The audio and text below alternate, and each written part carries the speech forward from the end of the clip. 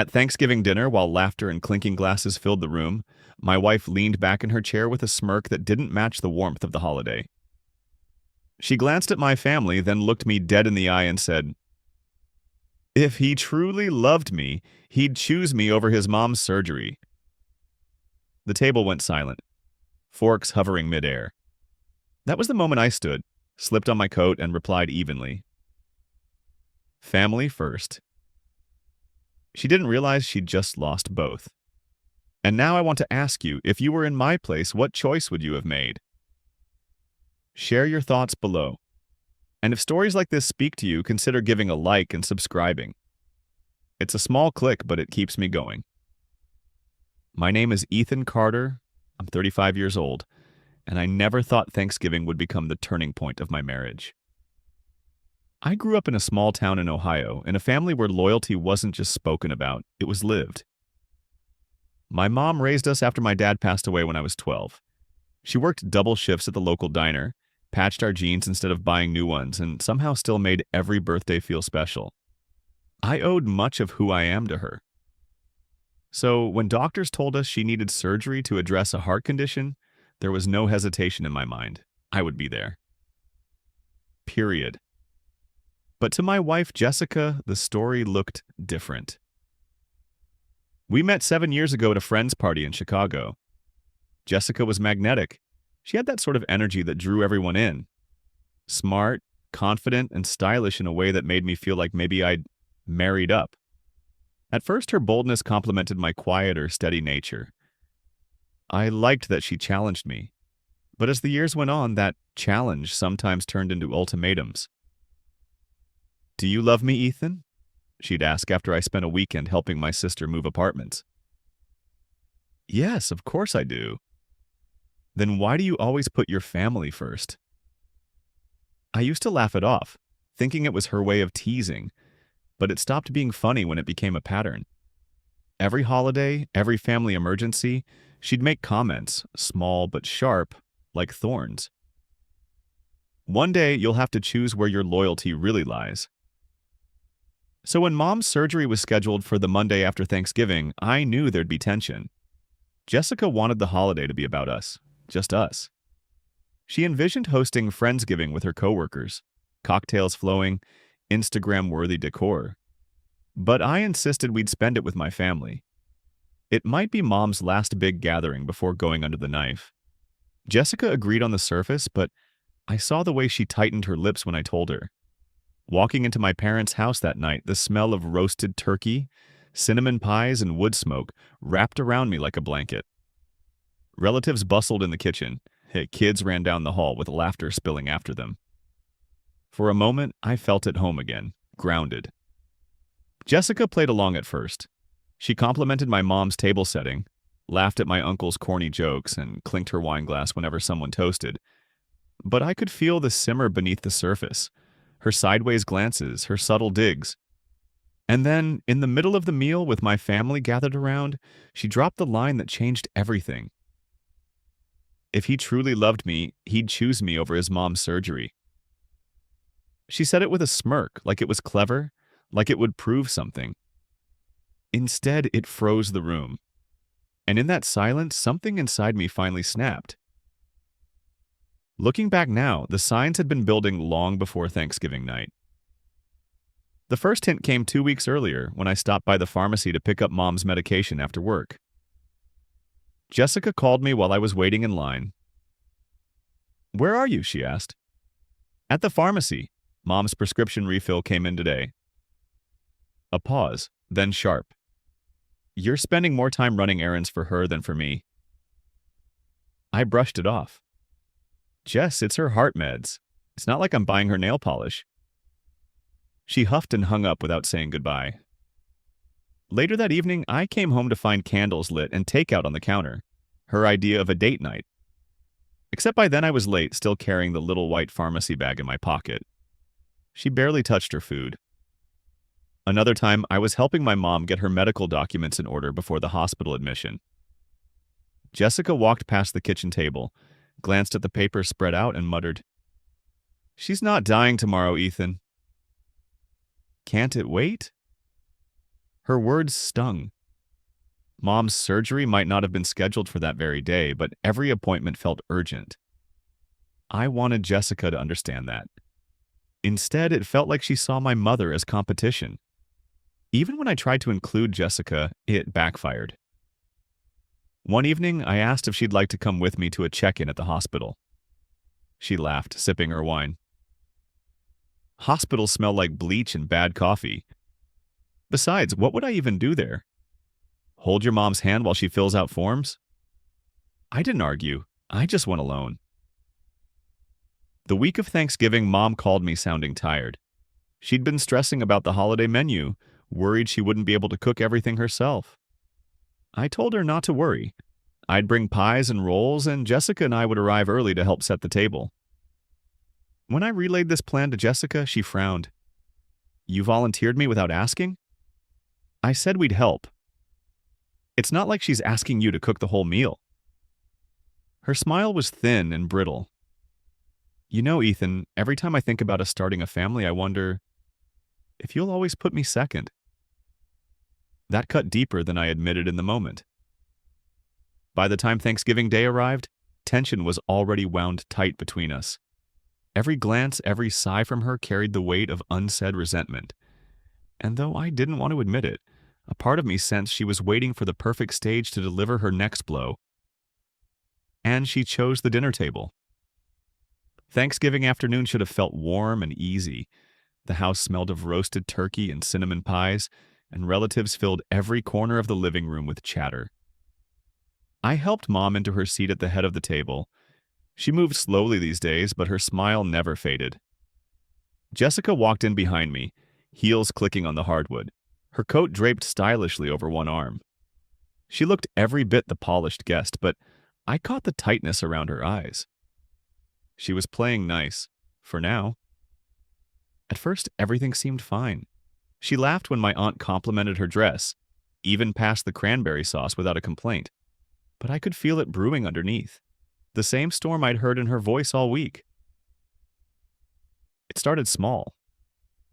When Mom thanked me for helping her set the table that morning, Jessica smirked and said, "Oh, Ethan's good at taking care of the little things. It's basically his full-time hobby." A few chuckles went around, but I noticed my cousin give me a sympathetic glance. Later, when Dad carved the turkey and raised a glass to Mom's upcoming surgery, Jessica leaned close to me and whispered, just loud enough for those nearby to hear, "She's not the only one who deserves all your attention." My fork froze halfway to my plate. Then came the breadbasket incident. Mom reached for a roll, her hands trembling slightly. I instinctively helped her. Jessica's voice cut across the table, dripping with sarcasm. "Careful, Ethan. If you hover like that, people will think she can't do anything on her own." The table went quiet for a moment. Mom smiled politely, brushing it off, but the air had shifted. I saw my uncle's brow furrow.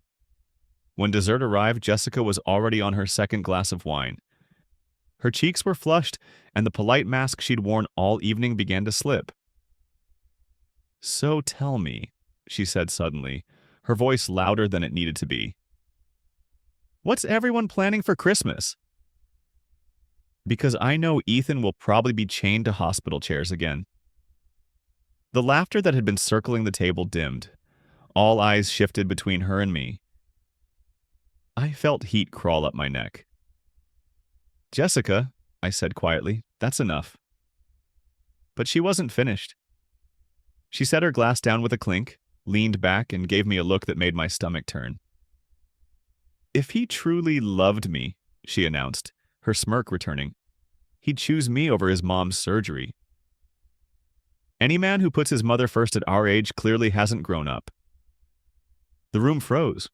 Forks hovered midair. Someone coughed awkwardly. Mom's eyes dropped to her lap, the smile wiped clean. It was the moment I knew everything between Jessica and me had reached the point of no return. And I also knew I couldn't stay silent any longer. For a long, suspended second, I just sat there, fork still in my hand, listening to the echo of Jessica's words hang in the air like smoke. My wife, My partner had just dared me in front of my entire family to prove my love by abandoning the woman who gave me life. I looked around the table. My uncle's face was set in stone. My aunt was fiddling with her napkin. My cousins stared down at their plates as though the mashed potatoes might somehow save them. My dad's jaw tightened, and my mom kept her eyes lowered, shoulders stiff. She didn't need to hear this. Not tonight, not ever. I set my fork down slowly, the sound sharp against the china. My hands didn't shake, though my chest felt like a drum. Jessica smirked again, clearly mistaking my silence for surrender. That was the moment I stood. Calm, controlled. I reached for my coat hanging on the back of my chair and slid it over my shoulders with deliberate care. "Where are you going?" Jessica asked, her voice cutting through the quiet like broken glass. I met her eyes evenly. "I'm going where I belong," I said, voice steady but not loud. "With family." She scoffed, trying to turn the moment into a joke. "Oh, come on, Ethan. Don't be dramatic. We're just talking. If you really—" "Stop!" My voice cut her short, firmer now. The table collectively exhaled. "This isn't just talking. You stood here in front of everyone and demanded I prove my love by abandoning my mom when she's about to have surgery. That isn't love. That's cruelty wrapped in ego." Her face twisted, color rising. "Cruelty? Really? I just want to know I come first, like any wife should." "No," I said, buttoning my coat.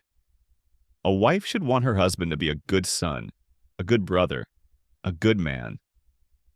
Not someone who breaks the people he loves just to keep her entertained."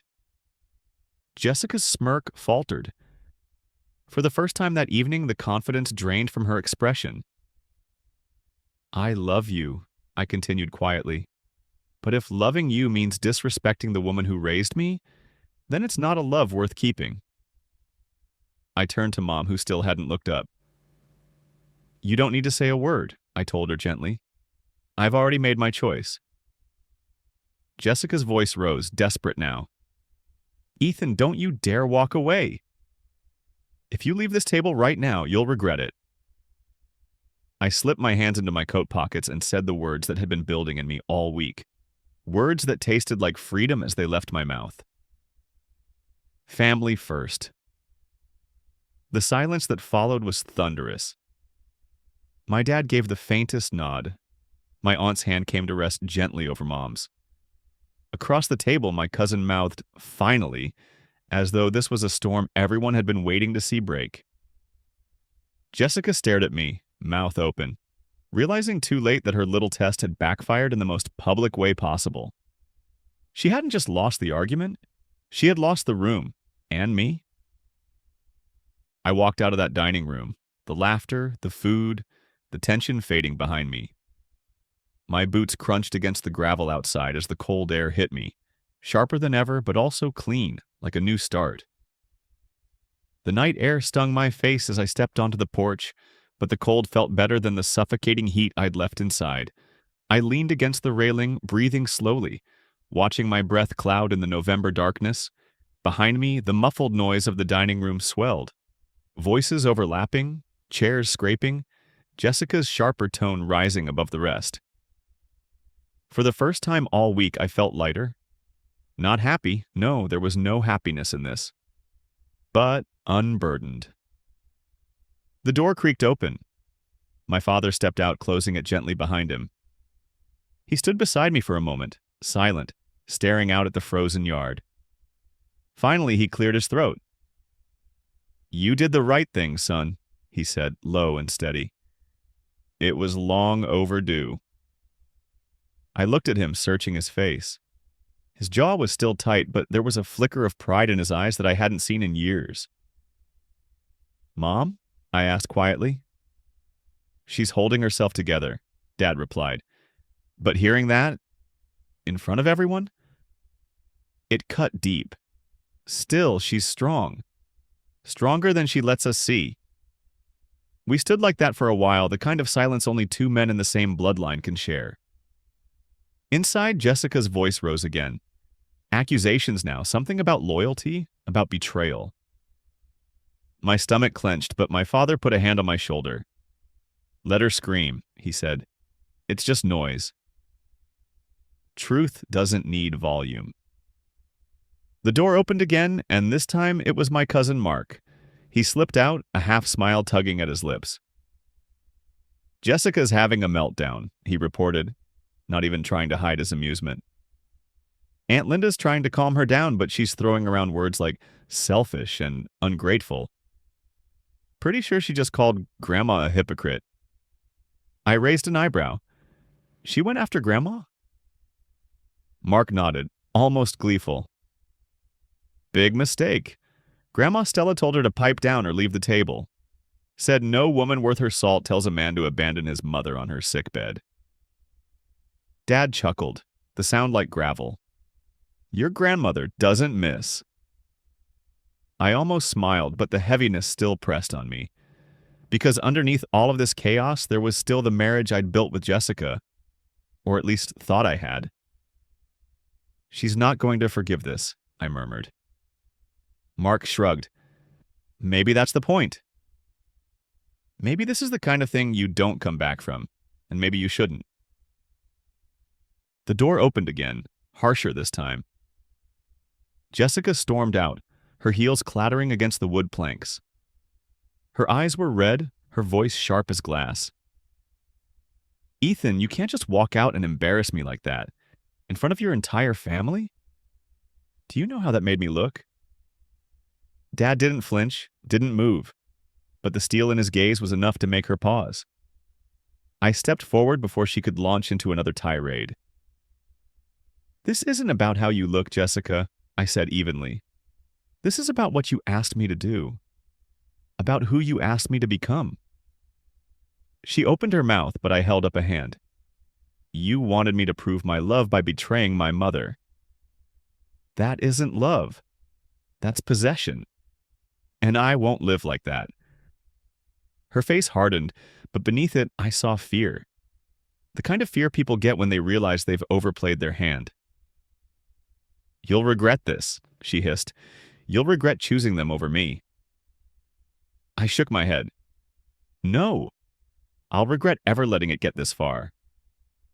The silence between us stretched like a wire about to snap. Finally, she turned on her heel and stormed down the steps, her shadow swallowed by the darkness of the driveway.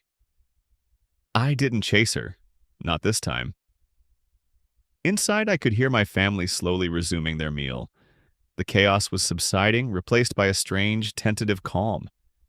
And standing there on the porch, I knew. The storm wasn't over. But for once, I wasn't afraid of what came next. The next morning, the house was quieter than I'd ever known it. No clattering of pans in the kitchen, no laughter from cousins, no shuffle of feet across the creaky old floorboards. Just the faint hum of the heater and the muffled wind outside. I sat at the dining table with a mug of coffee, staring at the steam curling upward. My body was tired, but my mind was sharp, clear in a way it hadn't been for months. That's when I heard the front door open. Jessica stepped in, still wearing the same clothes from the night before. Her eyes were puffy, her mascara smudged, her hair tangled. She looked like someone who'd spent the night in her car, or maybe at a friend's house where no comfort was offered. Ethan, she said, her voice shaky, we need to talk. I didn't invite her to sit. She did anyway, pulling out the chair across from me. For a moment, neither of us spoke.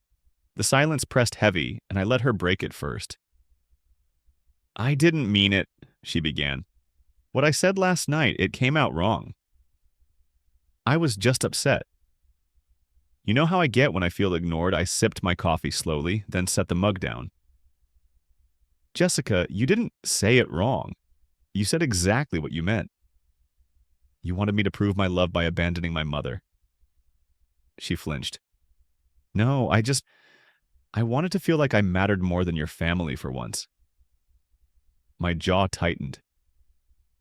You matter. Or at least you did. But love isn't about tearing me away from the people who raised me, who need me. It's not about winning some twisted contest against a woman fighting for her health. She leaned forward, desperation seeping into her voice. I was scared, okay? Scared that I'd always come second, that you'd never truly choose me. I shook my head. That's the problem, Jess. You see love as a choice between you and everyone else. It's not. It's supposed to be you with everyone else, building a life together. Not ultimatums, not tests. Her eyes welled up, tears slipping down her cheeks. Please, Ethan. Don't throw this away over one mistake. We've built years together. We can fix this. I studied her, really studied her. The woman I'd once believed was my partner. I thought about the late nights she'd rolled her eyes when I mentioned Mom's doctor appointments. The way she scoffed when I took extra shifts to help pay for my parents' medical bills. The quiet resentment whenever family obligations pulled me away. This wasn't one mistake, I said quietly. This was the moment you revealed what you really think. And I can't unhear it. She reached across the table trying to grab my hand. I pulled mine back. Her lips trembled. So that's it? You're just going to walk away? I exhaled, long and steady. No. You walked away last night the second you asked me to sacrifice my mother's life for your ego. All I'm doing now is catching up to the truth. Jessica's face crumpled. She stood abruptly, chair scraping across the floor. You'll regret this, she whispered, voice breaking. When she's gone, when you're alone, you'll wish you chose me. I stood too, calmer than I'd ever been. If being with you means losing myself and losing the people who matter most, then I'd rather be alone. Her eyes darted, searching for a foothold, for some trace of weakness in me. But there wasn't any left, not after last night. She turned and walked out without another word. The door slammed behind her, leaving only silence. I sat back down, lifted my coffee, and let the warmth steady me. For the first time in years, I felt like I had chosen myself. A year later, Thanksgiving came around again. The house smelled of roasted turkey and cinnamon pies, but this time, the air was lighter. No tension simmering under the surface, no storm waiting to break. Mom was at the head of the table, her hair thinner but her smile stronger. The surgery had been tough and the recovery longer than we expected, but she made it. She laughed as my nephews tried to sneak extra rolls, her eyes twinkling in a way that reminded me of all the reasons I'd chosen family first. I sat beside her carving the turkey while Dad poured wine for the cousins. Around us, voices overlapped. Kids squealed and dishes clattered. It was messy, chaotic, and absolutely perfect. At one point, Mom reached over, squeezed my hand, and whispered, "You saved me, Ethan. Not just with the hospital, but with everything. I know you gave up a lot. I'll never forget it," I smiled at her. I didn't give up anything that mattered. Because by then, I understood something I hadn't seen clearly before. Choosing my family hadn't meant losing myself. It had meant finding myself. Jessica had tried to reach out a few times in the months after that fateful Thanksgiving. First, a string of angry texts, then long apologetic emails. Then, when silence met her at every attempt, she tried another tactic, posting online about how cruel I'd been, how I'd abandoned her when she needed me most. But the people who knew the truth didn't buy it.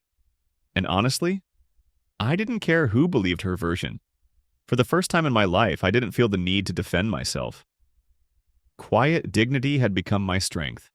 The last I heard, she had moved to another city, still chasing someone willing to put her above everything else. Maybe she found him. Maybe she didn't. Either way, she was no longer part of my story. I had my own story now. The months after our split were difficult, sure. Nights were quiet, and I caught myself reaching for the empty side of the bed. But gradually the silence became peace. I filled it with music, books, late-night conversations with friends I hadn't seen in years. I reconnected with parts of myself Jessica had once dismissed. My love of sketching, my habit of taking long walks just to clear my mind, my knack for fixing old watches that ticked with stubborn resilience. And slowly something else bloomed. Hope. I met someone new, not through drama or forced circumstance, but naturally, at the hospital of all places. Her name was Claire, a nurse who had checked in on my mom more times than I could count. She had a steady way of speaking, like every word had weight but never rushed. We started with coffee, then more. Months later, we were still going strong, and this time, there were no ultimatums, no twisted games. Just two people walking side by side, choosing each other freely. As I looked around the Thanksgiving table that night, at Mom laughing, Dad telling the same story he always told, kids throwing bread rolls like it was dodgeball, and Claire smiling at me from across the chaos, I felt something deep and steady. Not anger, not revenge, just peace. Jessica once said if I truly loved her, I'd choose her over my family. She thought love was a zero-sum game, where someone had to lose for another to win. But she was wrong. Love isn't about choosing one person at the cost of everyone else. It's about building a life where everyone you care about has a place at the table. And that night, at my family's noisy, imperfect, wonderful table, I knew I'd chosen right. Sometimes the most powerful revenge isn't shouting, fighting, or proving someone wrong. Sometimes it's simply walking away, calmly, quietly, and living a life so full that their absence isn't a wound, but a gift. And as I raised my glass to toast, two simple words carried more weight than any argument ever could. Family first.